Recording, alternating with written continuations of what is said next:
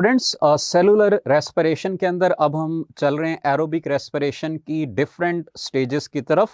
और चार आपने उसमें पढ़ी थी, glycolysis, pyruvic acid oxidation, Krebs cycle और ऑक्सीडेटिव फॉस्फोराइलेशन। तो हम फर्स्ट स्टेज की तरफ सबसे पहले चलेंगे, दैट इज ग्लाइकोलिसिस। ग्लाइकोलिसिस हम किसको कहते हैं?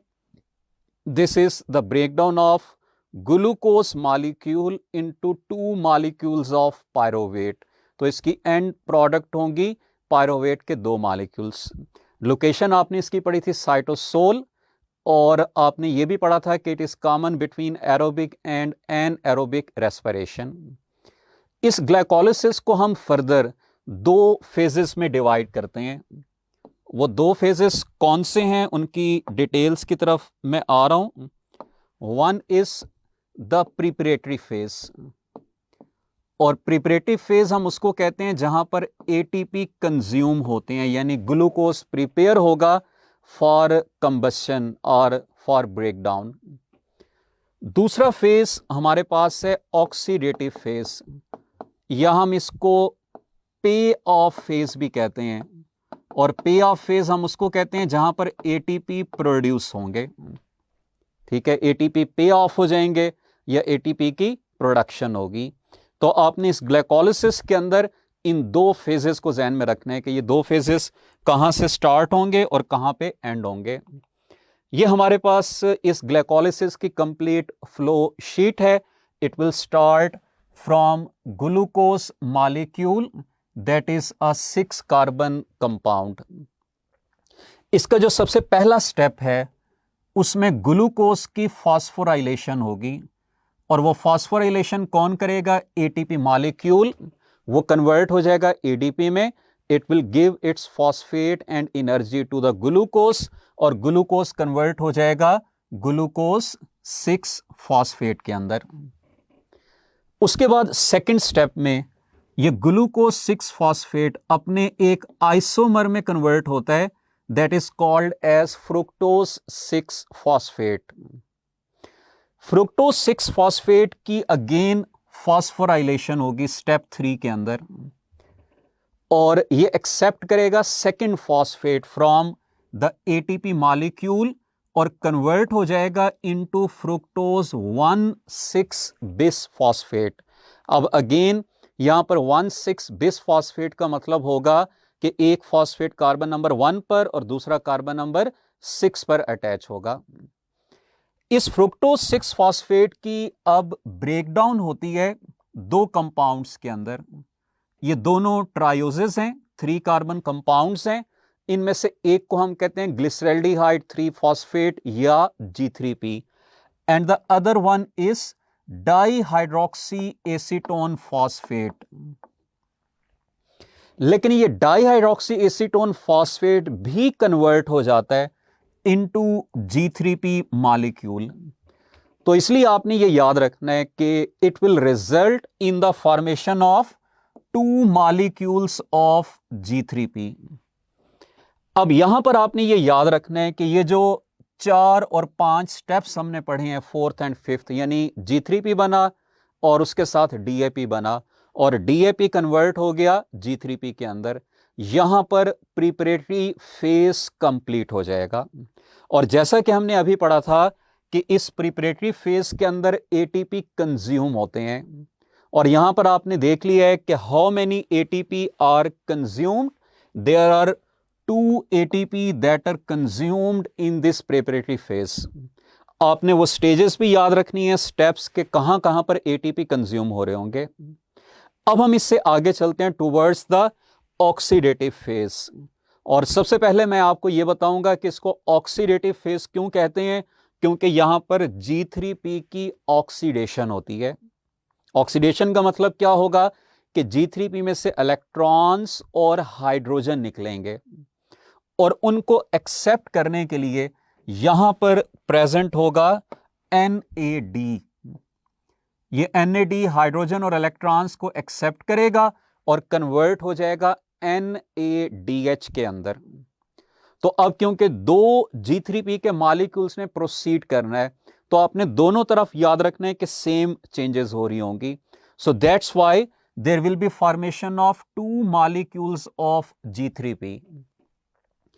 इस स्टेप के अंदर आपने एक और चीज भी याद रखनी है कि इन G3P मॉलिक्यूल्स के अंदर इनऑर्गेनिक फॉस्फेट ऐड होती है, यानी G3P की फॉस्फोराइलेशन होगी, इनऑर्गेनिक फॉस्फेट ऐड होगी और इस फॉस्फेट के ऐड होने के बाद बन जाएगा 1,3-बिसफॉस्फोग्लिसरेट.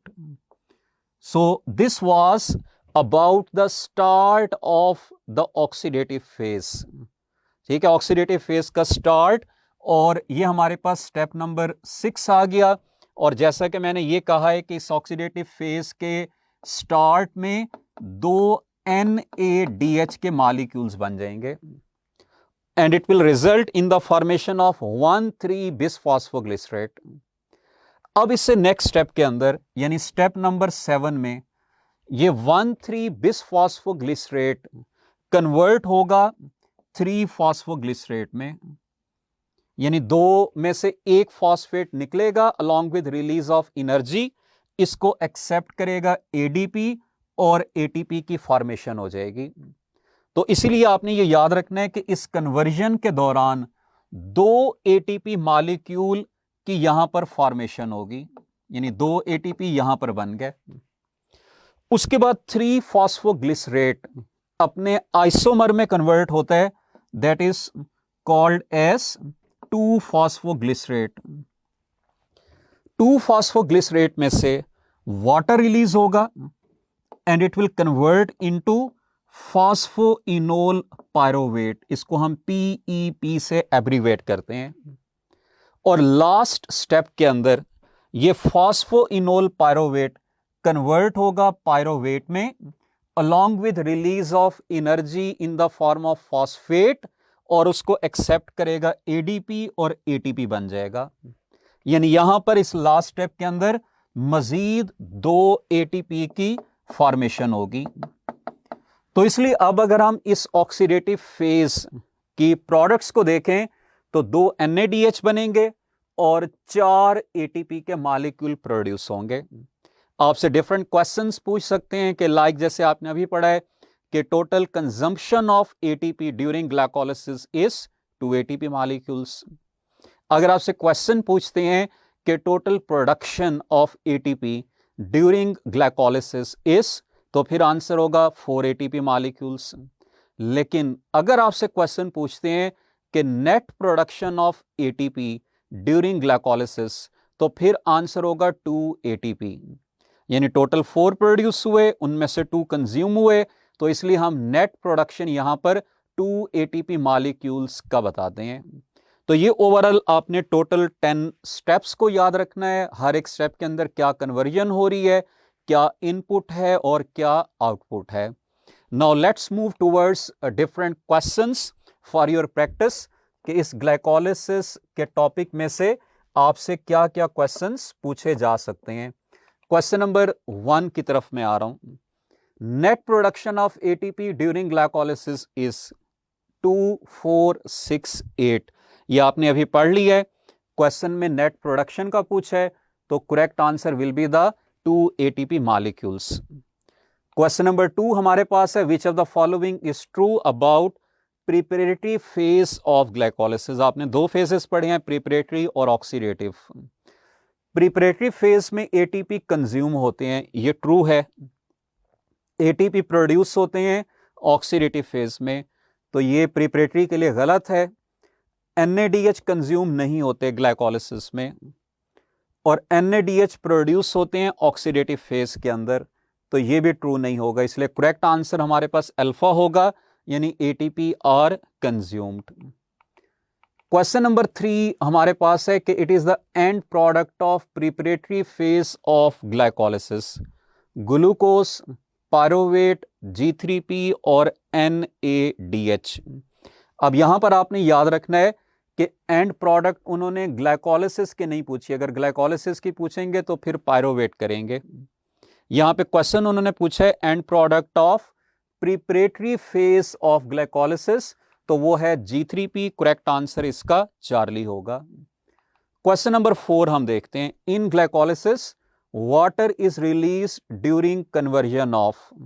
आपने ये डिफरेंट कन्वर्जन्स पढ़ी हैं और इसमें आपने पढ़ा था कि जब 2-फॉस्फोग्लिसरेट फॉस्फोइनोल पायरोवेट में कन्वर्ट होता है तब वाटर मॉलिक्यूल रिलीज होता है। So correct answer of this question will be Charlie, यानी 2-फॉस्फोग्लिसरेट से फॉस्फोइनोल पायरोवेट।